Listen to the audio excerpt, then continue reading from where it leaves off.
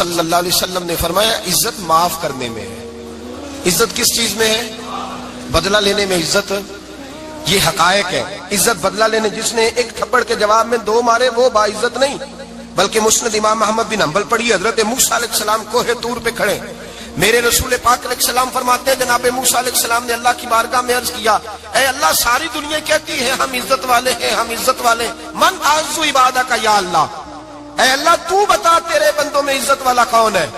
تو حضرت موسیٰ کہتے ہیں رب کریم نے فرمایا اذا قادر غفارا، جس کے پاس بدلہ لینے کی طاقت ہو پھر بھی معاف کر دے وہ بڑی عزت والا ہوا کرتا ہے. جو اینٹ کے جواب میں پتھر مار سکتا ہو، جو گولی کے جواب کے اندر 15 گولیاں مار سکتا ہو لیکن معاف کر دے وہ بڑی عزت والا ہے. عزت والا ہے جو معاف کرے. حضرت فخر جہاں دہلوی بہت بڑے درویش تھے، سلسلہ عالیہ چشتیہ کا بہت بڑا نام، اور اس صوفی کے آپ حالات پڑھیں تو رب کریم نے بڑا ہی نوازا ہوا تھا. دلی کی جامع مسجد کے خطیب، اور ان کی کرامت یہ تھی کہ جو آدمی آ کے سامنے کھڑا ہوتا تھا نا اسے بتانا نہیں پڑتا تھا کہ میرے دل میں کیا ہے، بتانا نہیں پڑتا تھا. سامنے آ کے کھڑا ہوتا تھا تو حضرت ہاتھ اٹھاتے تھے، کہتے تھے اللہ یہ بے اولاد ہے اسے اولاد عطا کر دے. دوسرا آ کے کھڑا ہوا، خوشی نہیں ہو رہی آپ کو؟ دوسرا آدمی کھڑا ہوا، دوسرا آدمی اس نے آ کے کہا دعا کے لیے سامنے کھڑا ہوا تو حضرت کہنے لگے اے اللہ بیمار ہے. وہ کہتا میرے دل میں بات تھی مجھے بتانی نہیں پڑی. اتقوا فراست المؤمن فانه ينظر بنور اللہ.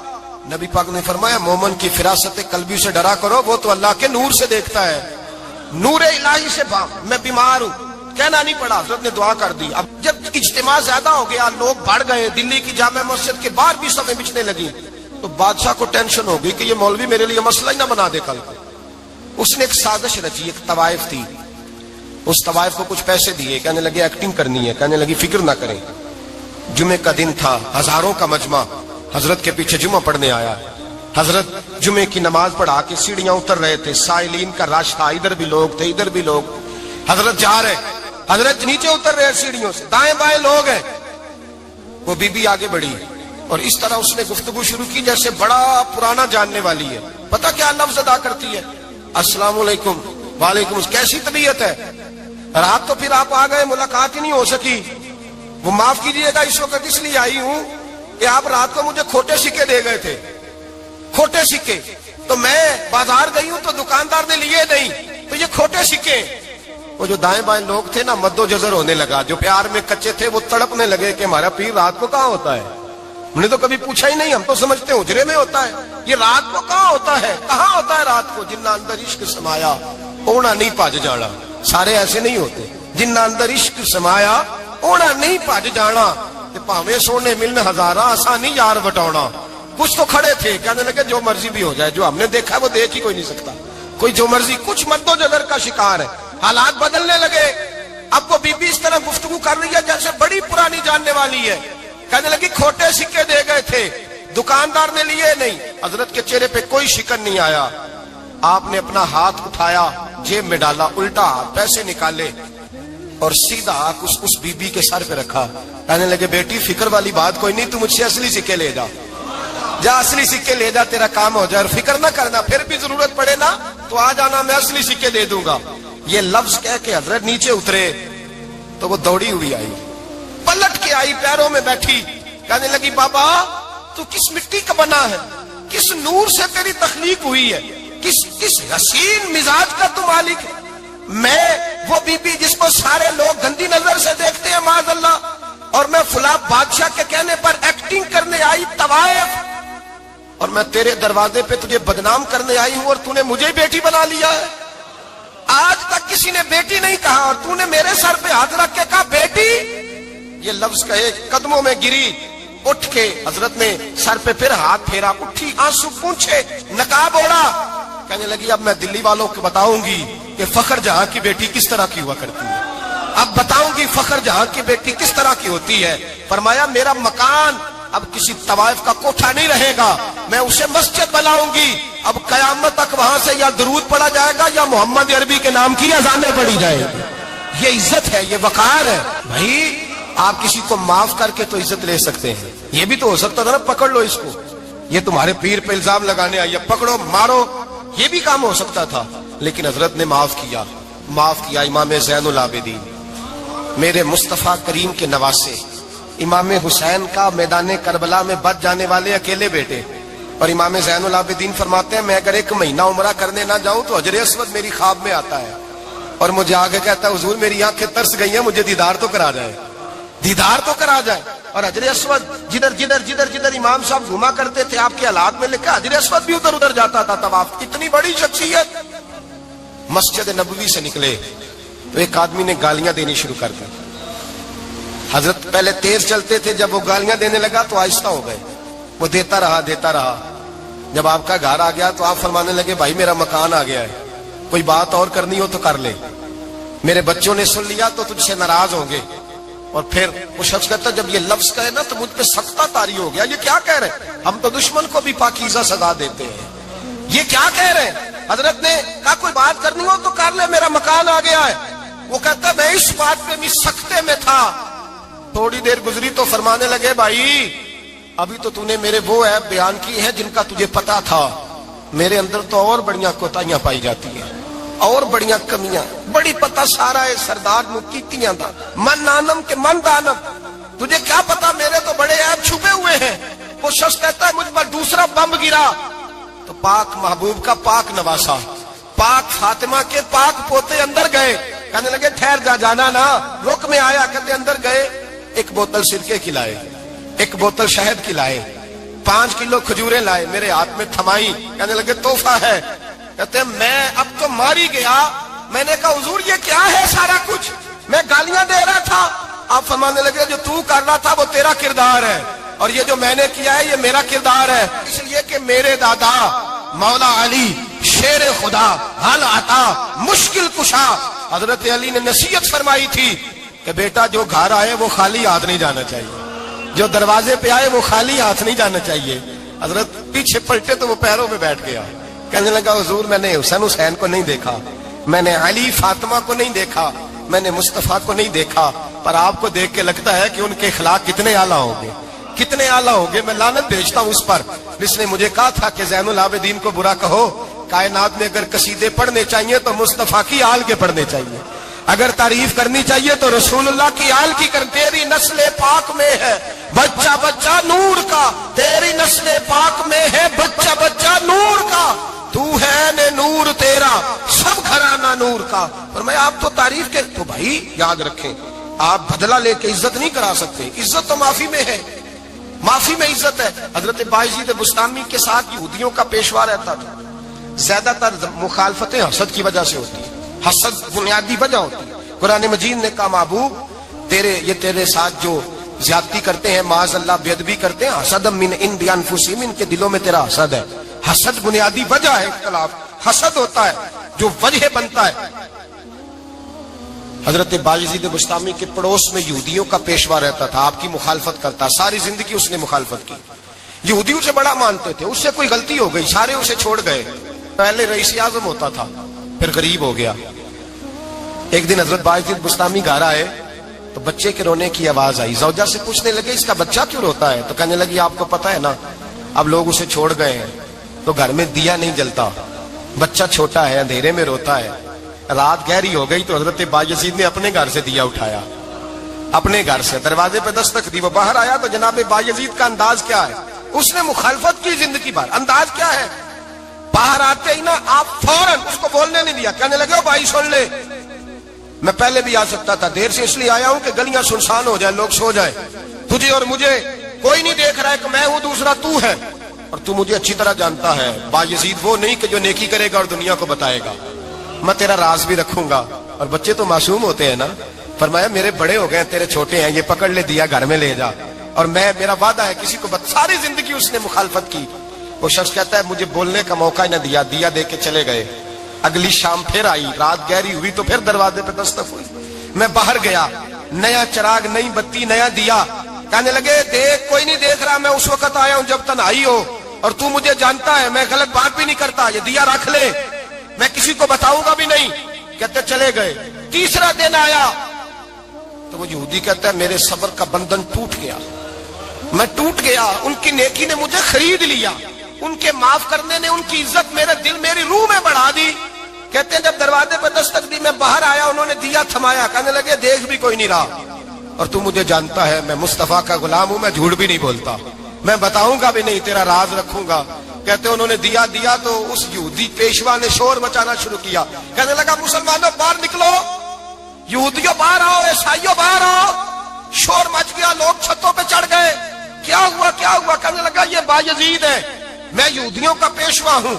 میں نے ساری زندگی جھوٹے الزام لگائے, ساری زندگی اس کو بدنام کرنے کا ہر حربہ استعمال کیا, جو مجھ سے بن سکتا تھا میں نے کیا. پر یہ عجیب شخص ہے, یہ پرسوں بھی مجھے دیا دے گیا ہے, آج بھی دے گیا ہے, کل بھی دے گیا ہے. میں ساری زندگی اسے رلاتا رہا, اور اس نے میرا چھوٹا سا بچہ بھی میرے بچے کا رونا بھی اس سے برداشت نہیں ہوا. میں تم سب کو گواہ بنا کے کہتا ہوں میں جھوٹا ہوں, بایزید سچے ہیں, ان کا مذہب بھی سچا ہے, قرآن بھی سچا ہے, اسلام بھی سچا ہے, اور جس مصطفیٰ کا یہ کلمہ پڑھتے ہیں وہ محبوب بھی بڑا سچا ہے. یہ سچے دین کے ماننے والے ہیں. کہنے لگے میں تمہیں گواہ بنا کے مصطفیٰ کا کلمہ پڑھتا ہوں اور تمہیں بتاتا ہوں کہ آؤ سارے در رسول پہ جھک جائے. بھائی یاد رکھیں, سمجھیں, غور کریں. عزت درگزر سے, اب اس پر میں زیادہ بات نہیں کر سکتا, عزت درگزر سے ملے گی. ایک تو آپ کو عزت عاجزی سے ملے گی, تقوی سے ملے گی, عزت درگزر سے ملے گی, عزت قناعت سے ملے گی, عزت کم بولنے سے ملے گی. اور اگر زیادہ عزت لینی ہے, اور عزت اتنی لینی ہے کہ چھا جاؤ دنیا میں, اگر چھا جانے کا شوق ہو نا, تو پھر رب فرماتا ہے میرے مصطفیٰ کی غلامی کر لو, پھر میرے نبی کے ہو جاؤ. قل ان کنتم تحبون اللہ فاتبعونی یحببکم اللہ. فرمایا تم میرے نبی کے ہو جاؤ, دنیا بھی تمہاری, اور دنیا بنانے والا خدا بھی تمہارا ہو جائے گا. تم میرے غلامی مصطفیٰ میں عزت ہے, رسول اللہ کی نوکری میں, اور قسم اللہ کی بڑی عزت ہے, بڑی عزت ہے, بڑا وقار ہے, بڑا پیار, بڑا حسن ہے, بڑی رعنائی, بڑا ٹھہراؤ ہے. یار وہ جو لوگ کہتے ہیں نا میں پتہ نہیں کون ہوں, کہاں کا رہنے والا ہوں, یار نہیں لوگ پوچھتے تو کون تھا, تیری برادری کیا ہے, تو کہاں کا ہے, نہیں پوچھتے. تیرے لبوں پہ اگر ذکر مصطفیٰ ہے تو دنیا تیری غلام ہے, اگر تو حضور کا ہے تو پھر سارے دامن مصطفیٰ سے جو بھی لپٹا وہ یگانہ ہو گیا, اور جس کے حضور ہو گئے اس کا زمانہ ہو گیا, جس کے حضور ہو گئے اس کا. اقبال کہتے ہیں قوت عشق سے ہر پست کو بالا کر دے, اور دہر میں اس میں محمد سے اجالا کر دے. اور کی محمد سے وفا تو نے تو ہم تیرے, کی محمد سے وفا تو نے تو ہم تیرے. یہ جہاں چیز ہے کیا, لوح قلم تیرے. رسول اللہ کی غلامی عزت دیتی ہے, نبی پاک کی نوکری, اللہ کرے آپ بول پڑے آمین کہنا. نبی پاک کی غلامی عزت ہے, حضور کی غلامی. یار بندہ بالکل بے عمل ہونا, بالکل, تو میری طرح داڑھی رکھ کے پگڑی باندھ کے باس میں بھی چڑھ جائے تو کئی لوگ سیٹیں خالی کر دیتے ہیں, کہتے ہیں بزرگوں یہاں آ جائے, حضرت جی یہاں آ جائے. تو پھر عزت کس چیز کی ہوئی, سنت مصطفیٰ کی ہوئی نا, پھر عزت نبی پاک کی سنت کی ہوئی نا, وقار کی ہوئی نا. ایک صاحب, ایک بچے نے داڑھی رکھ لی تو مجھے آ کے کہنے لگے حضرت جی لوگ بڑے بڑے لقب دینے لگے ہیں. میں نے کہا کیا؟ کوئی کہتا ہے حضرت صاحب, کوئی کہتا ہے قاری صاحب, کوئی کہتا ہے حافظ صاحب, کوئی کہتا ہے علامہ صاحب. تو میں نے کہا تیری موج نہیں بن گئی, 4 سالوں میں حفظ ہوتا ہے, تجھے مفت کا لقب مل گیا ہے. عرصے نظامی 8 سال میں ہوتا ہے, مفت کا علامہ بن گیا ہے, تجھے وقار نہیں دے دیا اللہ تعالیٰ نے. عزت میرے اعلیٰ حضرت فرماتے ہیں عزت در رسول پہ ہے, عزت حضور کی. اور اعلیٰ حضرت نے ایک بات لکھی ہے بڑی قیمتی, اور میں نا جب کبھی پریشان ہوتا ہوں نا تو میں یہ والی بات کھول کے پڑھتا ہوں. اعلیٰ حضرت یہ بات ڈھارس بندھاتی ہے, ڈھارس توانائی دیتی ہے, پورا مضمون باندھا ہے. اعلیٰ حضرت کہتے ہیں بیروپیہ تھا, مداری, روپ بدل بدل کے دکھایا کرتا تھا, بادشاہوں سے انعام لیتا تھا. ایک دن اورنگزیب عالمگیر کے پاس آ گیا, کہنے لگا میں روپ بدلوں گا, اگر آپ پہچان نہ سکے تو میں انعام لوں گا. آپ نے فرمایا میں کوئی ایسے ویسا بادشاہ نہیں, کہا مجھے دھوکہ دینا مشکل ہے. کہا نہیں میں روپ بدلوں گا. حضرت اورنگزیب عالمگیر بڑے نیک بادشاہ گزرے, بڑے پرہیزگار آدمی. وہ بے روپیہ کہنے لگا میں روپ بدلوں گا, آپ نہیں پہچان سکیں گے. فرمایا چل جتنا تیرے اندر زور ہے لگا لے. حضرت نے اعلان کیا کہ میں نے فوجی بھرتی کر دے, 2 ماہ کے بعد ٹیسٹ ہوگا. وہ 2 مہینے دوڑتا رہا, رنگ روپ بناتا رہا, آیا ٹیسٹ دینے, 2-3 سپاہیوں کا امتحان لیا. اس کی باری آئی تو 10 روپے دیے, کہنے لگے تیرے آنے جانے کا کرایہ میں نے تجھے پہچان لیا ہے. کچھ دنوں کے بعد جانے لگے سفر پر تو بھکاری آ گئے خیرات مانگنے. اس نے بھی سارے منہ پر سیاہی مال لی, کپڑے پھاڑ لیے, سر کے بال منڈا لیے, بھویں تک کٹا لی, بدرنگ ہو کے آیا. کاسا آگے کیا تو حضرت نے 10 روپے ڈالے, کہنے لگے تیرے آنے جانے کا کرایہ میں نے پہچان لیا ہے. کچھ دن گزرے تو ٹیچر کی ضرورت تھی, اس نے مونچھیں بڑی کر لی, داڑھی نکلی لگا لی, سر پہ جنا کیپ پہن لی, ایک شیروانی لے لی, اور ہاتھ میں چھڑی پکڑ کے آیا. کہنے لگا میں استاد ہوں، 2-4 بندوں کا امتحان لیا، اس کی باری آئی تو 5 روپے دیے، 10 روپے دیے، کہا تیرا کرایہ میں نے پہچان لیا۔ 2 سال گزر گئے، وہ جب بھی آتا حضرت پہچان لیتے۔ ایک دن سفر پہ جا رہے تھے، بہت بڑا لشکر تھا، جہاد کرنے جا رہے تھے اورنگزیب عالمگیر، تو دیکھا ایک پہاڑی ہے، پہاڑی پہ لوگ جا بھی رہے ہیں آ بھی رہے۔ اورنگزیب عالمگیر پوچھنے لگے یہاں کیا ہے؟ کہنے لگے ایک بابا جی بیٹھے ہیں دعا کرتے ہیں، اللہ کے نیک بندے ہیں۔ اورنگزیب کہنے لگے یار پرانے لوگ سارے ہی اللہ والوں کو مانتے، یہ بھی مصیبت آئی ہے جتنی نہیں آئی ہے، سارے لوگ ہی مانتے۔ کہنے لگے ذرا میں دعا نہ کرا لوں، اچھے کام جا رہا ہوں۔ اورنگزیب بادشاہ تھے، بادشاہ لوگ نازک مزاج ہوتے ہیں، گھوڑے سے اترے، بڑی مشکل سے پہاڑی پہ چڑھے، اوپر گئے تو لائن لگی ہے، بابا جی غار میں بیٹھے۔ کہنے لگے میں نے ملنا، میں اورنگزیب ہوں۔ انہوں نے کہا ہمارا بابا اس طرح کا پیر نہیں کہ امیر آئے تو رنگ اور ہو، غریب آئے تو اور ہو، یہاں اگر ملنا ہے تو لائن میں لگ جاؤ، سب ایک جیسے۔ اب لائن میں کھڑے ہو گئے، 50 آدمی آگے تھے، کہتے ہیں 51واں نمبر تھا، تھک گیا دھوپ میں کھڑا کھڑا۔ جب میں پہنچا غار کے دہانے تو میں نے بابا جی کے چہرے پہ نظر ڈالی تو بڑا نورانی چہرہ، بڑی خوبصورت لب و لہجہ۔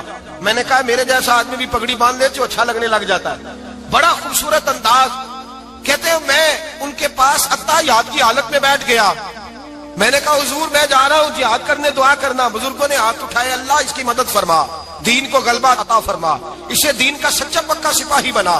پھر تھپکی دی، 2-4 نصیحتیں بھی کر ڈالی، دیکھنا ظلم نہ کرنا، زیادتی نہ کرنا، جب تو جیت فخر نہ کرنا، غرور نہ کرنا، نصیحتیں بھی کر دی۔ کہتے ہیں اب جب میں اٹھا تو 2-4 دینار بطور نذرانہ مسلح کے نیچے رکھے، اور الٹے قدم جب میں غار سے اترا انہوں نے رومال جھاڑا اور اٹھ کے کھڑے ہو گئے، کہنے لگے آج نہیں تو نے پہچانا، آج نہیں تو نے پہچانا، میرا انعام بنتا ہے، آج نہیں پہچانا، لا پیسے۔ اورنگزیب کہنے لگا یار تو نے حد کر دی، کہاں چڑھا کہاں کھڑا رہا، دھوپ میں تھک گیا، کمال کر دی بھائی تو نے، بتا تو کیا لے گا، اب تو دیکھ جلدی بتا، اب کتنے لوگ پیچھے دھوپ میں کھڑے ہیں، لشکر سارا کھڑا ہے، کیا لے گا؟ اس نے کہا سب سے قیمتی ہیرے وہ ہیں جو تیرے سر کے تاج میں لگے ہوئے ہیں، مجھے تیرا تاج چاہیے۔ او بھائیو سننا اور یاد رکھنا، میرے اعلیٰ حضرت کہتے ہیں بادشاہ نے سر کے اوپر سے تاج اتارا، بہروپیے کے قدموں میں رکھا اور کہنے لگے یہ لے، اور یہ تو تیرا مانگنے پر میں نے دیا ہے نا، میں واپس آتا ہوں تو آنا میں اپنی مرضی سے بھی تجھے دوں گا، تو نے اورنگزیب جیسے بندے کو دھوکہ دیا، آنا میں اس وقت بھی دوں گا۔ وہ دے کر بس بات ختم ہو گئی، حد ہو گئی، دے کر کہتے ہیں جب میں پلٹا نا واپس، بہروپیے نے آواز دی بادشاہ ٹھہر جا، تو میں نے پلٹ کے دیکھا تو کہنے لگے یہ اپنا تاج لے جا، اٹھا اور لے جا۔ میں نے کہا 2 سال بیت گئے تجھے محنت کرتے، آج قابو آیا تو لے جاؤں، کہنے لگا لے جا، مسئلہ سمجھ میں آ گیا۔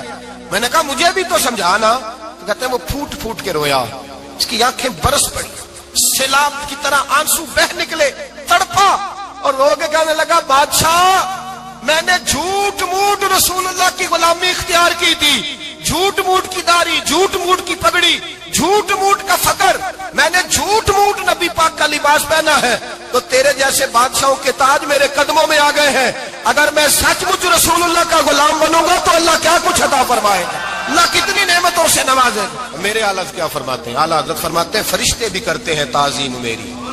کون جی؟ اللہ۔ ایسا عقیدہ بھی کم ملے گا جو بریلی کے امام کا عقیدہ ہے، ایسا بھی کم، کہتے ہیں فرشتے بھی کرتے ہیں تعظیم میری۔ کیوں؟ فرمانے لگے فدا ہو کے ان پر یہ عزت ملی ہے، فدا ہو کے ان پر یہ۔ حضرت سلمان فارسی گورنر تھے، کھانا کھا رہے تھے، دسترخوان بچھا تھا، رسول پاک صلی اللہ علیہ وسلم کا فرمان ہے روٹی کا لقمہ دسترخوان پہ گرے اٹھا کے کھا لو، اللہ تمہاری بخشش فرما دے گا، دسترخوان صاف ہوتا ہے۔ روٹی، بڑے گورنر تھے آپ، بڑے بڑے سفیر بیٹھے تھے، وزیر بیٹھے تھے، روٹی کا لقمہ گر گیا۔ آج تو لوگ فیشن میں عزت ڈھونڈتے ہیں نا، وقار ڈھونڈتے ہیں کہ میں جدید دنیا کے ساتھ مل جاؤں، میں معاذ اللہ لڑکی لڑکے اکٹھے بٹھا کے منگنی کروں تو میں ماڈرن شمار ہو جاؤں گا، میں بڑے بڑے ڈھول بجاؤں تو ماڈرن بنوں گا، میں اگر مہندی پہ سارے تماشے کر ڈالوں تو میں ماڈرن ہوں۔ دیکھو عزت کس بات میں۔ حضرت سلمان فارسی روٹی کھا رہے تھے، سفیر وزیر نہ جانے بڑے بڑے لوگ بیٹھے تھے، کھانا کھاتے کھاتے لقمہ گرا دسترخوان پہ، حضرت سلمان فارسی نے سمیٹا، منہ میں رکھا، پھر انگلی مار کے دسترخوان صاف کیا۔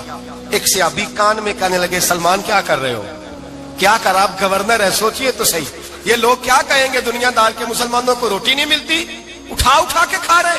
کان میں بات کی، کان میں۔ حضرت سلمان فارسی کان میں جواب دے سکتے تھے، کہہ سکتے تھے نہیں ایسے ہی کرنا ہے، انہوں نے کان میں بات کی، لیکن جناب سلمان فارسی اعلیٰ اعلان بولے، کہنے لگے ان 4 5 6 دنیا داروں کے لیے میں اپنے نبی کا طریقہ چھوڑ دوں, اپنے رسول کی سنت چھوڑ دوں؟ یہ 4 5 دنیا داروں میں کھجوریں اتارتا تھا, نوکریاں کرتا تھا. یہ جو میرے سر پر عزت کے بال ہیں یہ محمد عربی کے اگائے ہوئے ہیں, رسول اللہ کے اگائے ہوئے ہیں. اور بھائیو حد ہو گئی. حضرت بلال رضی اللہ تعالیٰ, حضرت بلال آئے جناب عمر سے ملنے. کیسے وہ کس طرح بھی آئے تو عمر خاطر میں نہ لائے. پر بلال حبشی دروازے پہ داخل ہوئے تو فاروق اعظم نے کرسی چھوڑ دی, ہاتھ باندھ کے کونے میں کھڑے ہو گئے. کالا رنگ ہے, نام بھی لکھنا نہیں جانتے, زمانے میں تعارف کوئی نہیں. حضرت عمر نے ہاتھ باندھا ہے.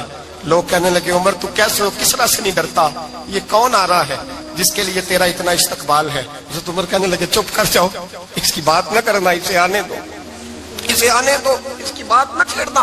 حضرت سیدنا بلال آئے, کہنے لگے امیر المومنین کیا کر رہے ہو؟ فرمایا نہیں چپ کر یار. بازو پکڑا, اپنی کرسی پہ بٹھایا. حضرت بلال کہنے لگے حضور میں غلام ہوں, مجھے تو طریقے بھی نہیں آتے ان کرسیوں پہ بیٹھنے کے, میں تو غریب ماں کا بیٹا, غلام باپ کی اولاد, سلیقہ, یہ آپ کیا کر رہے ہیں؟ تو حضرت عمر کہنے لگے بلال تھا تو غلام ہی, پر جب سے مصطفیٰ کا غلام بنا ہے تو ہمارا امام بن گیا ہے, اب تو امام ہے رسول اللہ کی امت کا. فرمایا وہ مجھے دن یاد ہے جب مکہ فتح ہوا تھا, بت ٹوٹ گئے تھے, بڑے بڑے سردار تھے, اور میرے نبی نے فرمایا بلال سے کہو کعبے کی چھت پہ چڑھ کے اذان دے. تو لوگوں نے کہا حضور یہ سارے جل گئے ہیں, کسی اور کی ڈیوٹی لگا دے. حضور نے فرمایا چپ کرو, بدر میں مار کھا کے اذان پڑے تو بلال, احد میں پتھر برسے اذان پڑے تو بلال, تپتے صحراؤں میں پڑے تو بلال, ہر جگہ مار کھائے تو بلال. اور آج اگر اللہ نے عزت دی ہے تو میں لوگوں کو دیکھ کے بلال کو عزت نہ دوں؟ میں بتانا چاہتا ہوں کہ رسول اللہ کی غلامی میں عزت ہے. فرمایا کوئی اوپر نہیں چڑھے گا, ابو بکر بھی نیچے, عمر بھی نیچے, عثمان و علی, طلحہ اور زبیر بھی نیچے. آج یہ حبشی غلام کعبے کی چھت پہ چڑھے گا اور میں دنیا کو بتاؤں گا کہ اصل عزت اسی کے پاس ہوتی ہے جو رسول اللہ کا غلام ہوا کرتا ہے. بھائی یاد رکھیں عزت حضور کی غلامی میں ہے. نہ یہ دیکھو میری برادری کیا کہتی ہے, رمضان کا مہینہ ہے, 10واں روزہ ہے, حضرت خدیجہ کا یوم وصال ہے, نہ دیکھو دنیا کیا کہتی ہے, یہ دیکھا کرو رسول اللہ کیا کہتے ہیں. نبی پاک چھوڑ دو ساری دنیا کے دھوکے, سارے فیشن, ساری رسومات, ساری تہمات چھوڑ دو, سیدھی توجہ مدینے والے محبوب کی طرف کرو, جیسے حضور کہیں ویسے کرو. اول کا نہیں تھا حضور, اللہ نے آپ کو جوان اور خوبصورت بیویاں دی ہیں, پر میں جب بھی سنتی ہوں جناب خدیجہ کا ذکر ہی سنتی ہوں. میں نے رشک کے انداز میں کہا, کہتی میں بات کہہ کے خاموش ہو گئی, اور جب میں نے نظر اٹھا کے دیکھا تو حضور کی آنکھوں میں آنسو. نبی پاک صلی اللہ علیہ وسلم کا یہ انداز دیکھا تو میں نے کہا حضور میں رب رسول کی بارگاہ میں توبہ کرتی ہوں, اب تو رو دیے. تو حضور فرمانے لگے عائشہ یہاں جو بھی آیا ہے نا وہ سکھوں اور آسانیوں کے دنوں میں آیا ہے, اور خدیجہ میری ان دنوں کی ساتھی تھی جو میرے تکلیف کے دن تھے, میری آزمائشوں کی, میری پریشانیوں کی میری ساتھی تھی. جب لوگ مجھے تکلیف دیتے تھے میں گھر جاتا تھا تو مجھے کہتی تھی حضور آپ تو صلہ رحمی کرتے ہیں, غریبوں کا بوجھ اٹھاتے ہیں, آپ تو لوگوں کے ساتھ محبت سے پیش آتے ہیں, حضور آپ پریشان نہ ہو, آپ کا رب آپ کو ہمیشہ عزت ہی عطا فرمائے گا.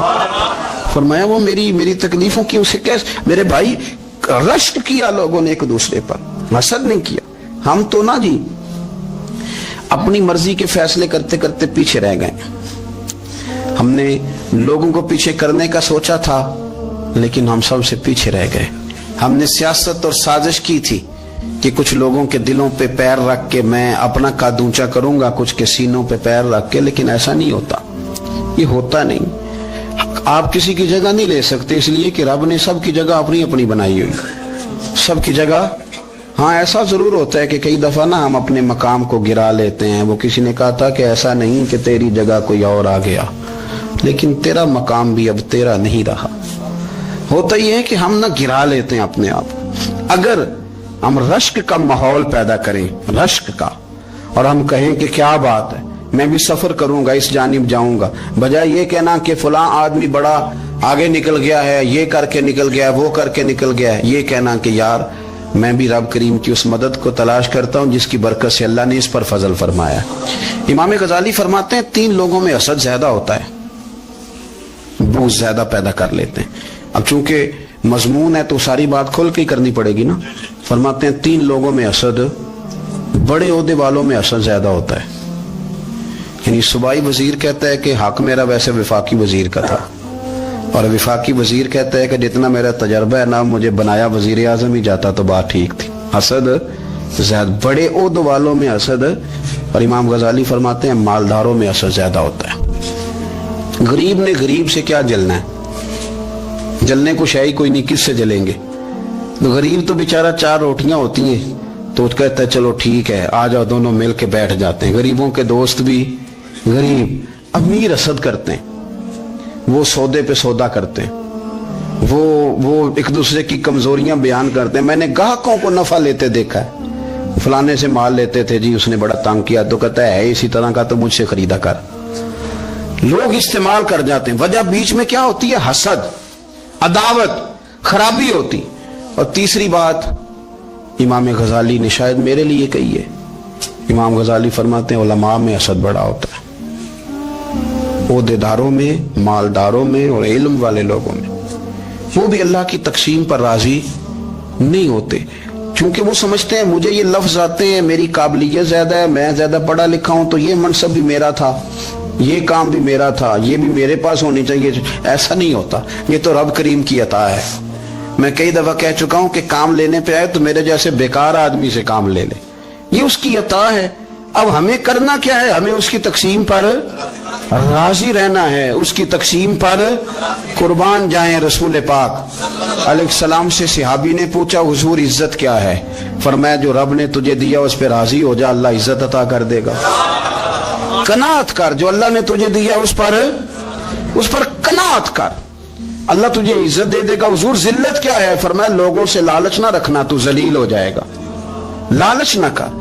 تیزی کے ساتھ پروموٹ ہوتی ہیں چیزیں، ہمیں سازش کرنی آتی ہے. ہمارا خیال ہوتا ہے کہ میں نے دوسروں کے پیسوں پہ کاروبار کرنا ہے. ہمارا خیال ہوتا ہے کہ پالٹی ڈال کے روٹی کھانی ہے. ہمارا خیال ہوتا ہے کہ کسی بندے کو کس طرح استعمال کرنا ہے. یاد رکھ لینا، کبھی بات نہ بھولنا، جو لوگوں کو استعمال کرنا چاہتا ہے وہ ساری زندگی استعمال ہوتا رہتا ہے.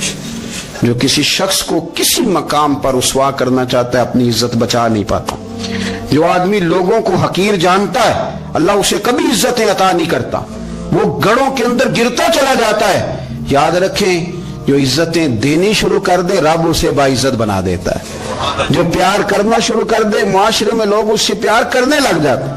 جو کسی دیکھیں اگر ہم وہاں سے مانگے جہاں سے سب کو ملتا ہے تو پھر بندوں پر اتنی نظر رکھنے کی ضرورت باقی رہتی نہیں ہے. ادھر دیکھیں رشک کریں گے تو لالچ سے بھی بچیں گے، حسد سے بھی بچیں گے. بخاری مسلم میں حدیث ہے، حضرت ابو ہریرہ رضی اللہ تعالیٰ عنہ کہتے ہیں حضور کی بارگاہ میں حاضر تھے تو کچھ غریب لوگ حاضر ہوئے، غربا. انہوں نے عرض کی یا رسول اللہ صلی اللہ علیہ وسلم ایک گزارش کرنے آئے. حضور نے فرمایا کہو.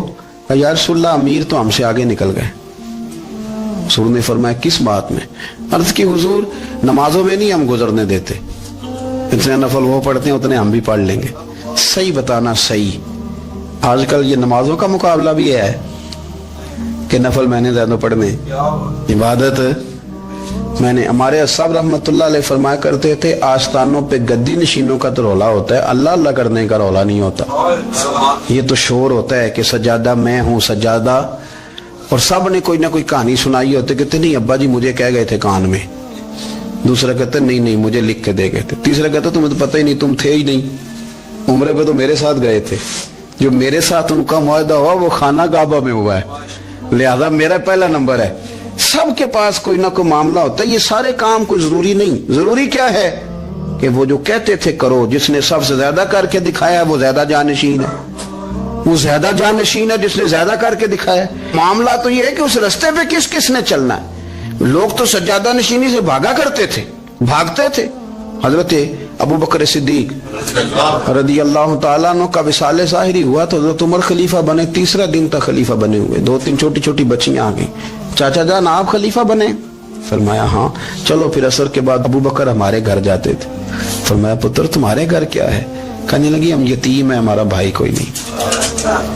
ابو بکر روز عصر کے بعد آتے تھے، ہماری بکریوں کا دودھ دھو کے ہمیں دے جاتے تھے. کچھ بیچ کے گزارا کر لیتی تھی، کچھ پی لیتی تھی.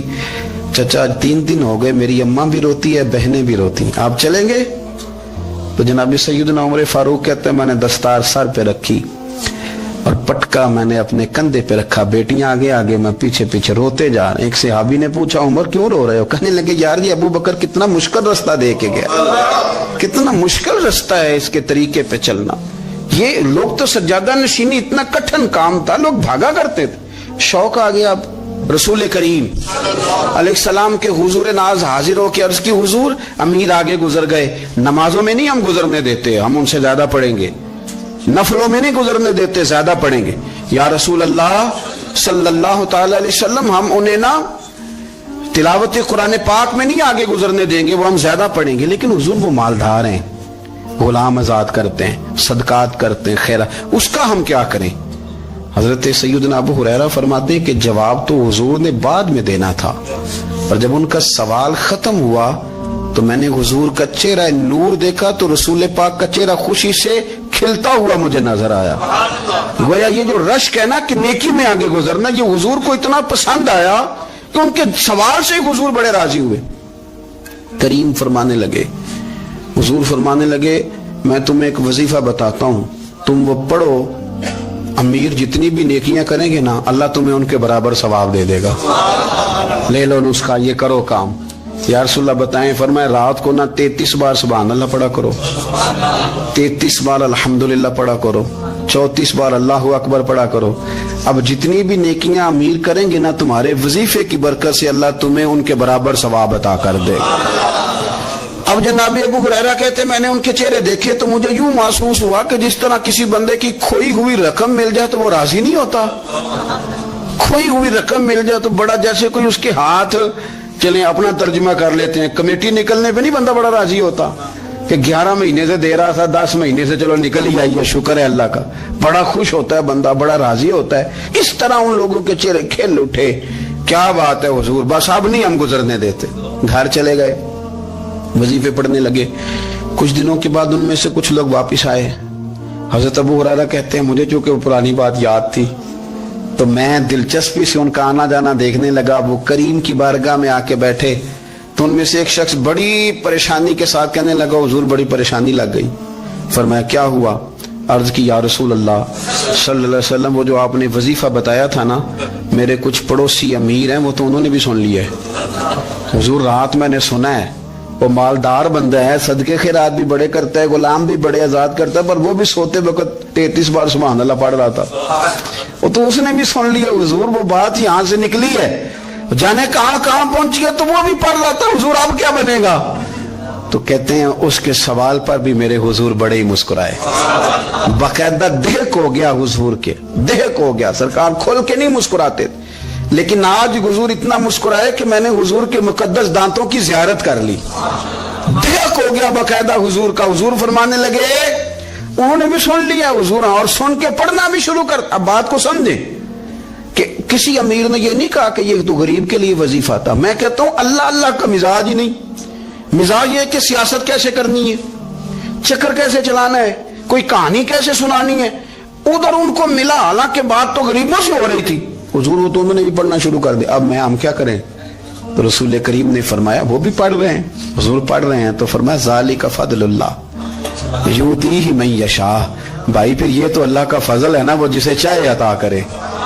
اب یہ حضور نے کہہ دیا تو حضرت ابو ہریرہ کہتے ہیں میں نے پلٹ کر ان لوگوں کے چہرے دیکھے، قربان جائیں، میں نے پھر ان کے چہروں پر اطمینان دیکھا، میں نے سکون دیکھا، اس لیے کہ وہ سمجھ گئے جب رب فضل کرے تو پھر فضل کے معاملے میں اللہ کے بندے بحث نہیں کیا کرتے، وہ مطمئن ہو کے گئے، کہنے لگے حضور پھر ٹھیک ہے، اگر مالک اس طرح تقسیم کر رہا ہے تو پھر ہم راضی ہیں اپنے رب کریم کی رضا پہ۔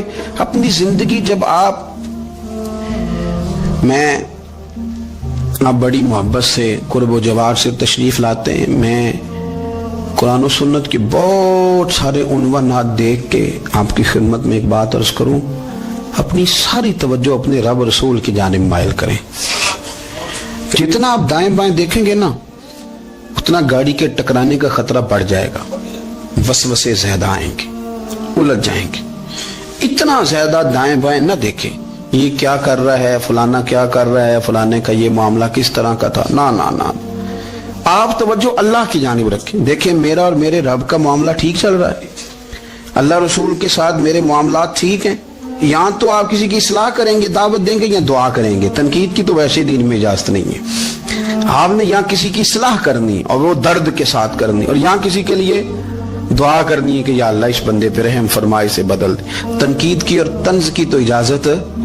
اپنا معاملہ رب کریم کے ساتھ، ہماری سوچیں کس طرح کی ہیں، ہمارے اندر ماحول کس طرح کا ہے، وہ چونکہ دلوں کے حال جانتا ہے. اور نبی پاک صلی اللہ علیہ وسلم نے فرمایا نہ تمہاری جیبیں دیکھتا ہے نہ تمہارے چہرے دیکھتا ہے، وہ تو جب دیکھتا ہے تمہارا دل دیکھتا ہے.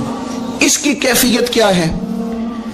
حضرت انس بن مالک رضی اللہ تعالیٰ عنہ فرماتے ہیں، اس حدیث کو یاد رکھیے گا، حافظ منذری نے ترغیب و ترہیب میں لکھی ہے. فرماتے ہیں کہ حضرت انس بن مالک رضی اللہ تعالیٰ عنہ فرمانے لگے کہ ایک حضور کے ایک غلام، ایک صحابی بیمار تھے، تو حضور نے فرمایا انس چلو تیمارداری کرتے ہیں. کہتے ہیں حضور کے ساتھ گئے، نبی پاک صلی اللہ علیہ وسلم پہنچے. جب ہم نے اس شخص کو دیکھا تو حضرت انس کہتے ہیں ہم پریشان ہو گئے، کیونکہ ہم نے اسے بڑا صحت مند دیکھا تھا، وہ کمزور ہو گیا، وجود پر بہت سارا گوشت دیکھا تھا، اب ہم دیکھ رہے ہیں کہ وہ ہڈیاں ہی ہڈیاں رہ گئی ہیں، چہرہ بڑا بارونق تھا، اب کمزوری ہو گئی.